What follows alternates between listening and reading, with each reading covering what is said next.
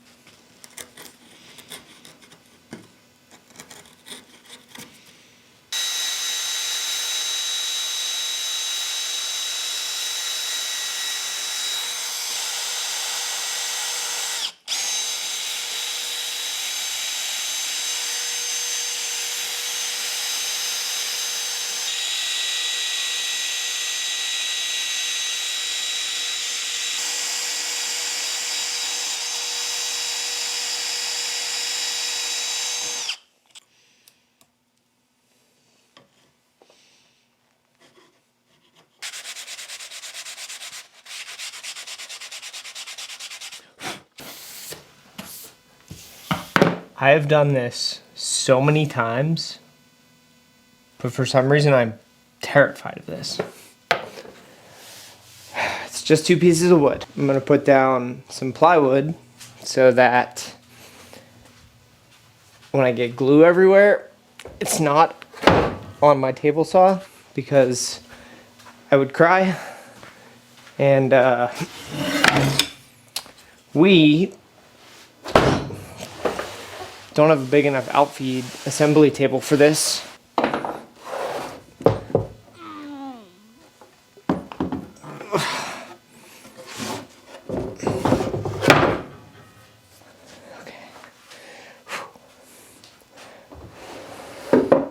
Doing this solo is also a bit stressful.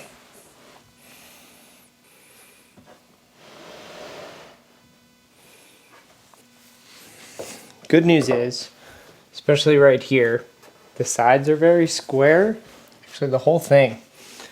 So clamping it shouldn't be too fragile, except maybe up here.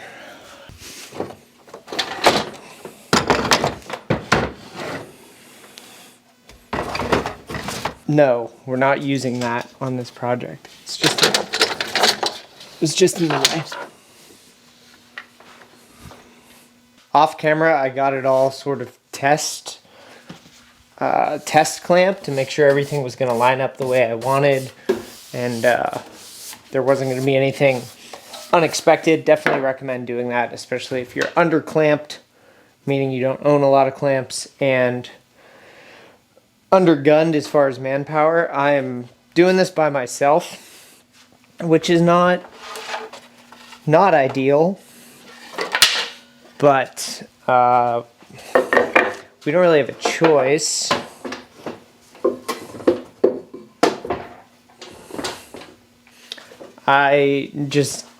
You got to get it done sometimes. So my plan here, and it's not a good plan, is to prop it up like this.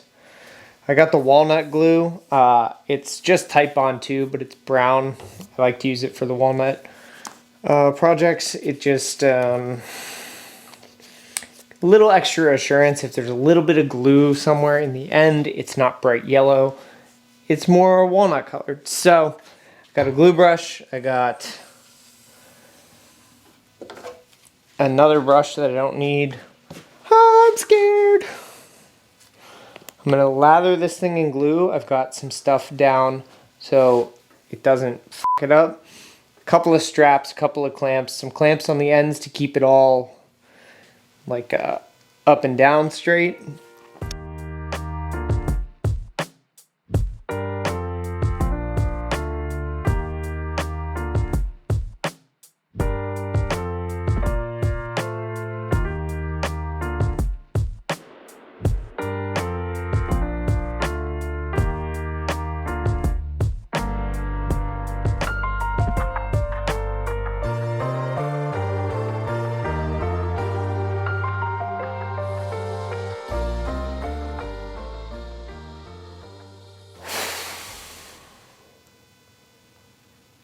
Every time. So stressful. Probably should have had someone else here to help. Camera turned off. I panicked. I got some straps around it to help with the clamping. I think it's flat. It's been a few days now. I had some other stuff going on, so I haven't gotten back to this yet. But I think it worked. I think it worked. I didn't get quite the squeeze out I would have liked to see, but you don't really need squeeze out, and honestly it's you want some squeeze out so that you know the glue like compressed in the joint. You don't necessarily need to waste a bunch of glue. One time somebody, pretty sure it was somebody at Type Bond, told John and I when I worked for him that it only takes one molecule of glue between the wood. Like a single molecule thick layer of glue technically is enough for there to be a bond because the rest of it just gets squeezed anyway. So you don't need to go crazy with it. And it's honestly just kind of a waste to do so. People be over handling, squirrely dandling, and wasting glue. Type Bond probably likes that because then you buy more glue. It's a conspiracy with big glue. The downside is right now, I'm between a couple projects that I've got going on around here, and this is now in the way of getting some other stuff done. I need my table saw back because I don't have enough room to have like an assembly table and an outfeed table. Small shop problems. So we gotta get creative here. I gotta move it. Gotta make a couple cornhole boards for the gym that I go to. Solid tabletop though. I think I got a good glue up. I'd rather find out it's a bad glue up now than later. Oh God, this thing's a pig, isn't it? Okay, I can at least carry it. All right, so the plan is I'm gonna put it in my basement,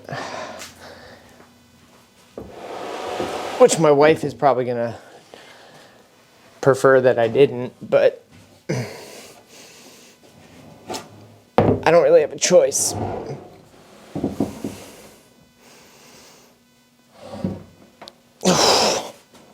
Remember, kids, if you don't have friends, you gotta be strong.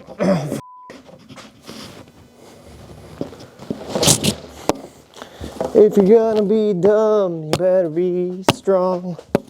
Went down to the old Woodcraft and picked up some supplies to make the base for this thing. I did a little bit of measurements and thinking, and I want to do a very similar design to what I did on the Nakashima table that I built a handful of years ago. If you follow me on Instagram, you saw some photos of that. So we're gonna do a similar base design out of some sapele that I picked up today.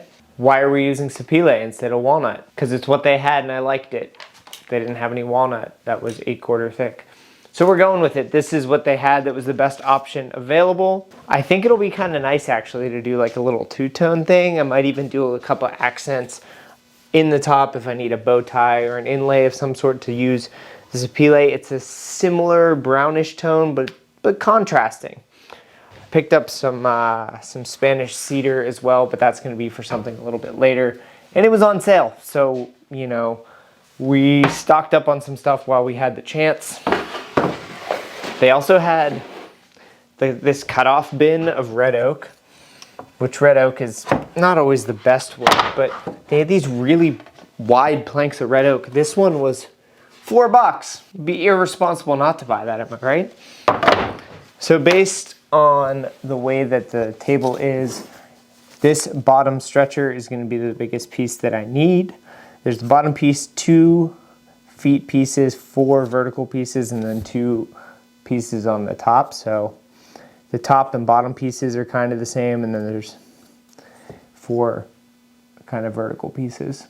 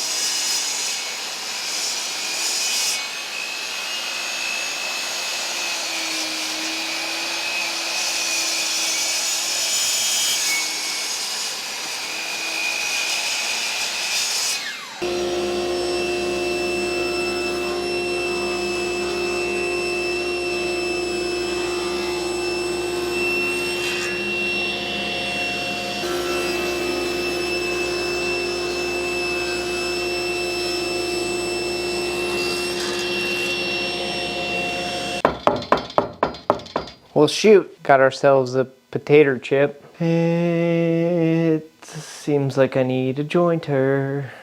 So we hit a bit of a stopping point with the base material. A couple of the pieces were a lot more twisted than I thought they were gonna be, so I'm gonna have to wait until Monday maybe. I'm gonna have to wait a few days so I can go over to my neighbor's shop. So that being said, we're gonna pivot back to the top.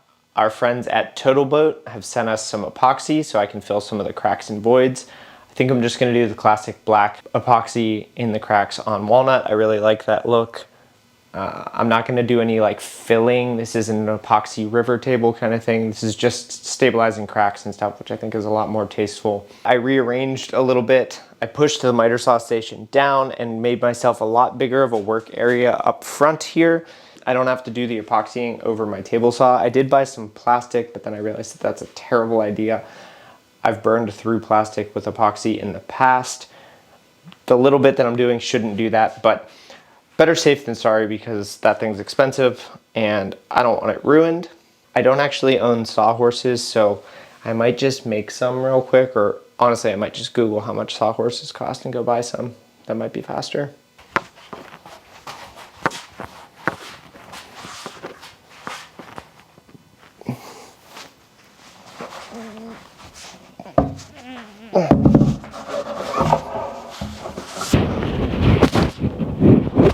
Oh my God.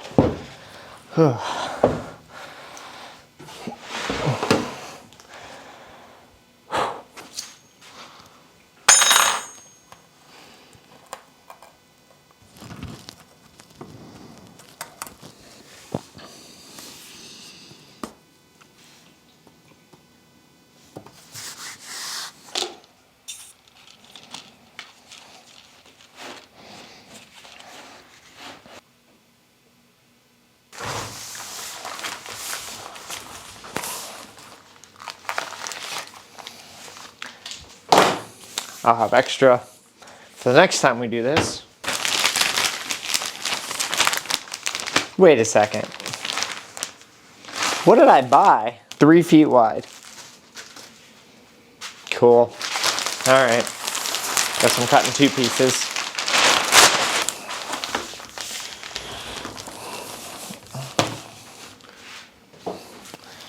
Thanks for tuning in to another episode of A Dumb Guy Makes a Table.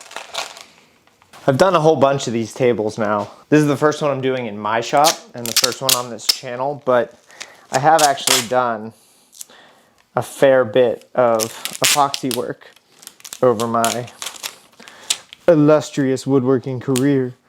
Now, John and I have done like 1 billion and a half epoxy tables. I've screwed this up every possible way I know. Some of you have seen some of it. One time we stuck a bandsaw to the floor. The OG subscribers know all about that one. Total Boat, they're not really a sponsor, but they're friends. They did supply me with the epoxy. They've been longtime supporters of my antics and John's antics since the beginning, since we got into epoxy. And so I was really excited to have an opportunity to reach out to them and do something. I hope that we get to do a whole bunch of stuff. Like I've said a few times, I'm not big on the like river tables, but there's definitely a place for epoxy in anyone's woodworking, really. Also, let's be honest, like they're a boat company. They make stuff to build boats, and I think we need to build a boat. So I was talking with them when I emailed them about that. I'd love to do a boat like Jackman did, or cedar strip canoe. You know, that's kind of like the goal. So maybe at some point we'll do that with their help. Maybe at some point we could even take a field trip up there and visit them. That would be a lot of fun. What I'm doing now is covering anything and everything that looks like it's a hole, crack, void, place where epoxy could seep through. Even if I don't think it connects to anything, you would be so surprised. You will have epoxy peeing out of every little crack and void if you're not careful. And while Tyvek tape is a bit spendy, it's just not worth the headache when it comes spewing through the other side of it. You'll just be mad and be like, oh, well, 10 more cents worth of tape would have solved that, and now everything's stuck to my floor and I'm sad. So don't be sad, use tape. I also really want to try that tuck tape. It's the red stuff that you'll see people use. I know Jess Crow uses that a lot, and she's the epoxy expert. She has her own epoxy brand. I mean, if that doesn't tell you something, I don't know what does. Jess invented the ocean epoxy trend that you'll see. She's a very talented artist, very awesome human being, all around girl boss. Big fan.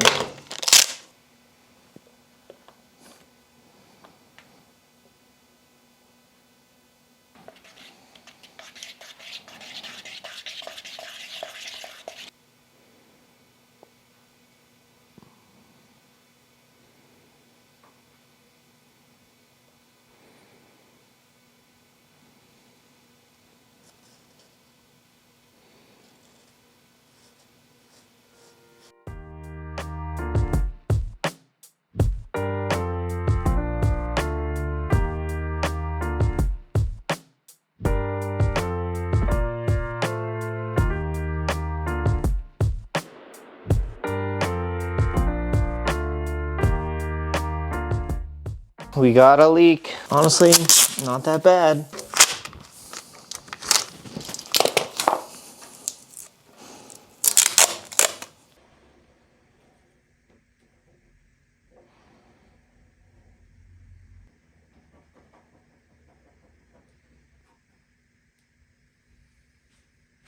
Mostly survived epoxy round one. It just, some of these spots, which is expected, it just soaks up forever. So I'm going to keep kind of touching up a few little spots as it soaks in while the epoxy is still liquidy. It's not any good once it's used up anyway. So overall, pretty good success for the first one. I had one little leak, but it wasn't anything that couldn't get fixed quickly. That's gonna be a wrap on part 2 of this. We're gonna let this epoxy dry. Make sure you're subscribed for the next episode where we work on the table base and add more epoxy, because we gotta flip this over and do the other side. Still a lot of work to do, but definitely making some progress. So we'll see you on the next one.